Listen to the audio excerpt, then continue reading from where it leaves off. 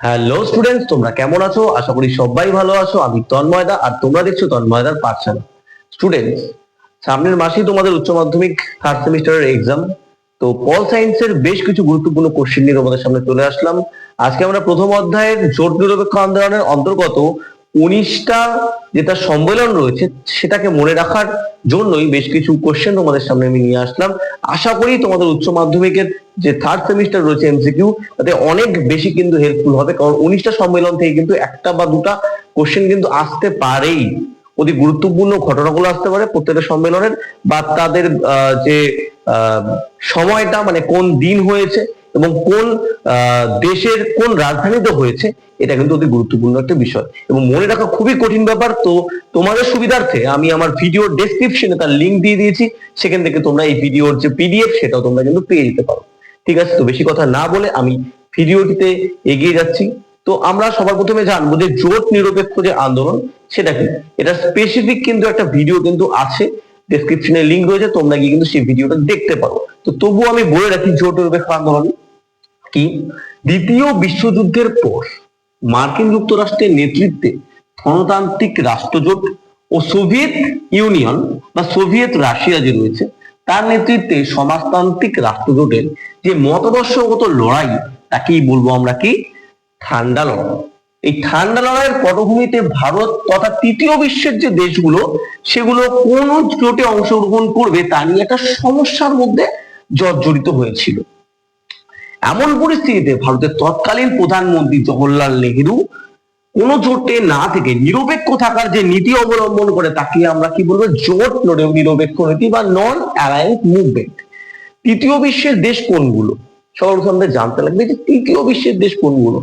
যে দেশগুলো England, America, Denmark, ফরাসি এই দেশগুলোর থেকে স্বাধীনতা পেয়েছে, অ্যাজ এ এক্সাম্পল ভারত বলতে পারি আমরা, যেমন মিশর বলতে পারি আমরা, ঠিক আছে, ইন্দোনেশিয়া, বিভিন্ন যে দেশগুলো রয়েছে সেগুলো, সেই দেশগুলো স্বাধীনতার পর কিন্তু তারা মানুষকে ভালো রাখবে নাকি আহ অন্য কোনো দলের বা অন্য কোনো দেশের হয়ে সে লড়াই করবে? তারা তো অবভিয়াসলি তাদের দেশের মানুষজনকে ভালো রাখবে, তাদের দেশকে ডেভেলপ করবে। আমেরিকা, রাশিয়া তারা আগের থেকে ডেভেলপ ছিল, আর যারা সদ্য স্বাধীনতা লাভ করেছে তারা তো সেরকম ডেভেলপ ছিল না। তো এমন পরিস্থিতিতে কিছু কিছু সদ্য স্বাধীনতা প্রাপ্ত দেশ রয়েছে, অ্যাজ এক্সাম্পল পাকিস্তান, যে আমেরিকার সঙ্গে আমেরিকার যে জোট ছিল সেই জোটে অন্তর্ভুক্ত হয়ে গিয়েছিল উইদাউট কোনো ফরেন পলিসি অবলম্বন না করে। তখন ভারতবর্ষের প্রথম প্রধানমন্ত্রী জওহরলাল নেহেরু তিনি ডিসাইড করে যে না, আমরা কোনো জোটে অংশগ্রহণ করব না, এবং তিনি যুক্তি দেন যে আমরা সদ্যমাত্র স্বাধীনতা লাভ করেছি এবং আমাদের দেশে বহু জাতি ধর্মের মানুষ, তাদের কর্মসংস্থান, তাদের কাজ, দেশের অর্থনীতি, এগুলোকে আমাদের এখন ঠিক করতে লাগবে। আমরা যদি এখন জোটের মধ্যে অংশগ্রহণ করি তাহলে তো বিরাট বড় সমস্যা। এবং যুক্তি দিয়ে বলে যে আমাদের আমেরিকাকেও প্রয়োজন, আমাদের রাশিয়াকেও প্রয়োজন নিজেদের দেশে ডেভেলপমেন্টের জন্য, এবং যুদ্ধ হলে একটা দেশের তো প্রয়োজন যে যুদ্ধকে আটকাবে, কারণ না তো নিউক্লিয়ার ওয়ার হয়ে যেতে পারে, পারমাণবিক যুদ্ধ হয়ে যেতে পারে। তো ভারতবর্ষ এই স্ট্র্যাটেজি অ্যাপ্লাই করে, এই ফরেন পলিসি অ্যাপ্লাই করে বলে যে না, আমরা কোনো জোটে অংশগ্রহণ করব না। এই নীতিকে স্বাগত জানায় বহু দেশ এবং এই নীতিতে অংশগ্রহণ করার চেষ্টা করে তৃতীয় বিশ্বের দেশগুলো, যেগুলো অনুন্নত বা উন্নয়নশীল দেশ। বুঝতে পারলে ব্যাপারটা? উন্নয়নশীল না আন্ডার ডেভেলপ কান্ট্রি গুলো, অ্যাজ এক্সাম্পল আফ্রিকার দেশগুলো, আফ্রিকা মহাদেশের বেশ কিছু দেশ, আলজেরিয়া রয়েছে, ওদিকে সাউথ আফ্রিকা রয়েছে, ইন্দোনেশিয়া রয়েছে, ঠিক আছে, এশিয়াতে, ঠিক আছে, ইন্দোনেশিয়া রয়েছে, যুগোস্লাভিয়া রয়েছে, বিভিন্ন দেশ, মিশর, এরা ইনভলভ হতে শুরু করলো। এবং এই প্রত্যেকটা দেশের প্রতিনিধিরা 19টা সম্মেলন করেছে এবং স্টিল নাও, মানে এখনো পর্যন্ত কিন্তু জোট নিরপেক্ষ আন্দোলনের সম্মেলন হচ্ছে। লাস্ট সম্মেলন যেটা হয়েছিল সেটা হয়েছিল তোমার 2024-এ, এবং কোভিড এর সময় ভার্চুয়াল একটা সম্মেলন কিন্তু অনুষ্ঠিত হয়েছে। তো এই 19টা সম্মেলন সম্বন্ধে কিন্তু আজকে আমরা জানবো, ঠিক আছে। তো এই 19টা সম্মেলনের মধ্যে প্রথম যে সম্মেলনটা হয়েছিল সেটা কোথায়? বেলগ্রেড সম্মেলন। কি সম্মেলন? বেলগ্রেড সম্মেলন, 1961 সালে 1 থেকে 6 সেপ্টেম্বর, খান যুগোস্লাভিয়ার রাজধানী বেলগ্রেড। এটি ছিল জোট নিরপেক্ষ আন্দোলনের প্রথম শীর্ষ সম্মেলন, যেটা গুরুত্বপূর্ণ বিষয়। 25টি সদস্য রাষ্ট্রের প্রতিনিধি ছাড়াও 3টি পর্যবেক্ষক দেশ উপস্থিত ছিল।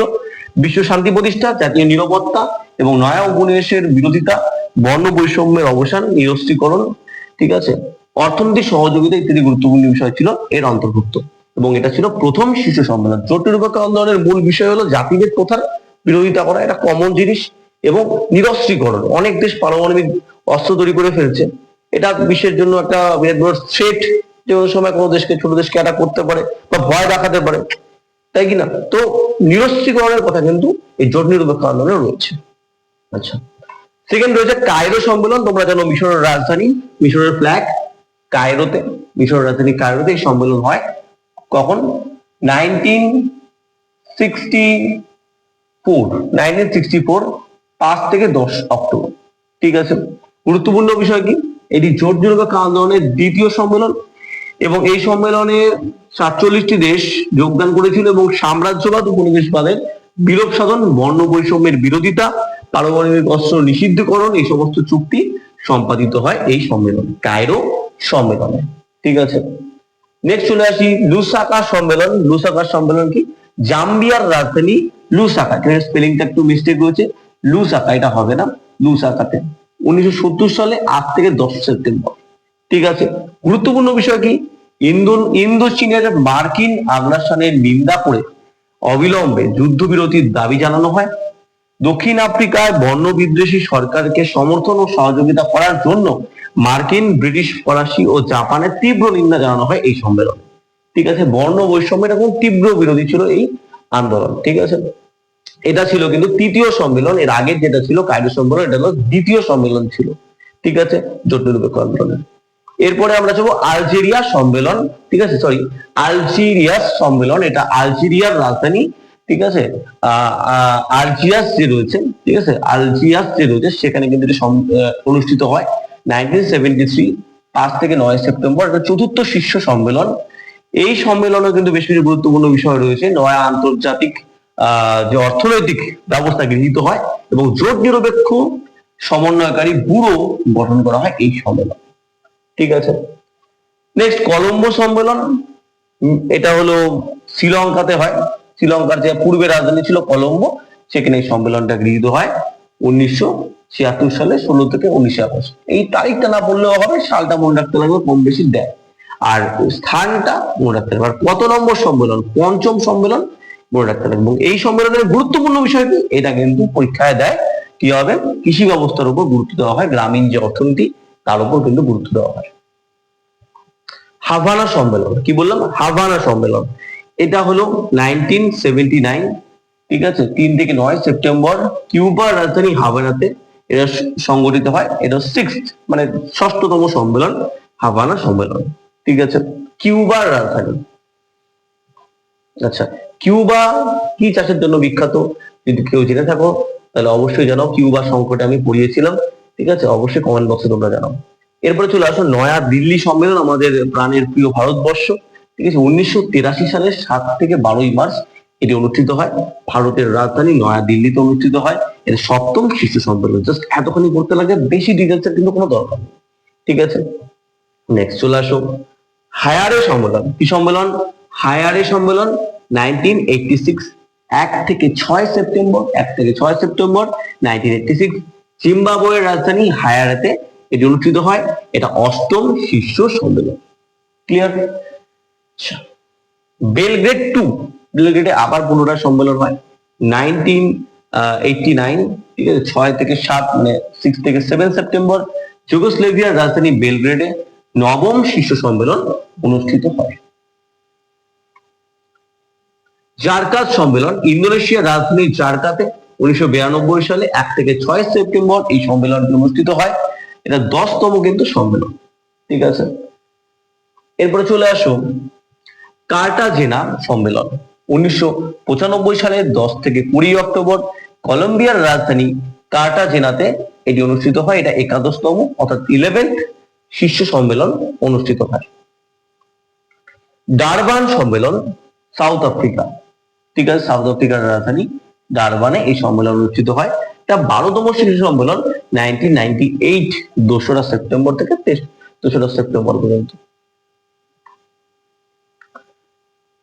কুয়ালালামপুর সম্মেলন, কুয়ালালামপুর সম্মেলন 2003 সালে 20 থেকে সরি এখানে 20 ফেব্রুয়ারি, ঠিক আছে, 20 ফেব্রুয়ারি মালয়েশিয়ার রাজধানী কুয়ালালামপুর 13তম শীর্ষ সম্মেলন অনুষ্ঠিত হয়। আচ্ছা, হাভানা সম্মেলন আবার পুনরায় হয় 2006 সালে 15 থেকে 16 সেপ্টেম্বর পর্যন্ত চলে। কিউবার রাজধানী হাভানাতে এটি অনুষ্ঠিত হয়। 14তম শীর্ষ সম্মেলন হলো এই হাভানা সম্মেলন, জোট নিরপেক্ষ আন্দোলন। ঠিক আছে, এগুলো তোমরা নোট ডাউন করে রাখতে পারো। ঠিক আছে, অনেক কাজে লাগবে, এরপরে কম্পিটিটিভ এক্সামে হয়তো কাজে লাগতে পারে। শাম এল শেখ সম্মেলন 2009 সালে অনুষ্ঠিত হয়। মিশরের লোহিত সাগরের নিকটবর্তী বন্দর নগরীতে এটি অনুষ্ঠিত হয়। 15তম শীর্ষ সম্মেলন হলো এই সম্মেলনটি। নেক্সট চলে আসো তেহরান সম্মেলন। তেহরান হলো ইরানের রাজধানী। তেহরানে 2012 সালে এই সম্মেলনটি অনুষ্ঠিত হয় এবং এটি 16তম শীর্ষ সম্মেলন। মানে কততম এটা দিতে পারে যে তেহরান সম্মেলন কততম, বুঝতে পারলে ব্যাপারটা? তো এই কোশ্চেন গুলো কিন্তু দিবে, খুব বেশি সাল দিবে না। খুব আনফরচুনেট যদি হয় তাহলে হয়তো সাল দিতে পারে, তো সাল মনে রাখা একটু কঠিন ব্যাপার। ঠিক আছে, আর মনে রাখবো কততম এটা কিন্তু দিবে। আচ্ছা, মার্গারিটা সম্মেলন 2016 সালে 17 থেকে 18 সেপ্টেম্বর ভেনেজুয়েলার মার্গারিটাতে হয় 17তম শীর্ষ সম্মেলন। ঠিক আছে, নেক্সট চলে আসো বাকু। আজারবাইজানের রাজধানী হলো বাকু, যেখানে তেলের জন্য বিখ্যাত। ঠিক আছে, 2019 সালে 25 থেকে 26 অক্টোবর পর্যন্ত 18তম শীর্ষ সম্মেলন হলো কি এই বাকু সম্মেলন। অ্যাট লাস্ট কাম্পালা সম্মেলন 2024 সালে, একদম রিসেন্ট আমরা বলতে পারি, 15 থেকে 20 জানুয়ারি উগান্ডার রাজধানী কাম্পালাতে অনুষ্ঠিত হয় 19তম শীর্ষ সম্মেলন। ঠিক আছে, তো এই হয়ে গেল শীর্ষ সম্মেলনগুলো। যদি ভিডিওটি ভালো লাগে অবশ্যই লাইক, কমেন্ট, শেয়ার এবং সাবস্ক্রাইব করতে ভুলো না, এবং কমেন্ট বক্সে জানাও তোমাদের কোন টপিকটি সম্বন্ধে অসুবিধা রয়েছে। এরপরে বহু সাজেশন ভিডিও এবং মডেল সেট গুলো আসতে চলেছে, Bangla, political science, computer application এবং জিওগ্রাফিরও আসবে পরের সেমিস্টার থেকে। ঠিক আছে, যদি এই সমস্ত ভিডিও তোমাদের ভালো লাগে তাহলে এই চ্যানেলটাকে কিন্তু অবশ্যই সাবস্ক্রাইব করো। ধন্যবাদ।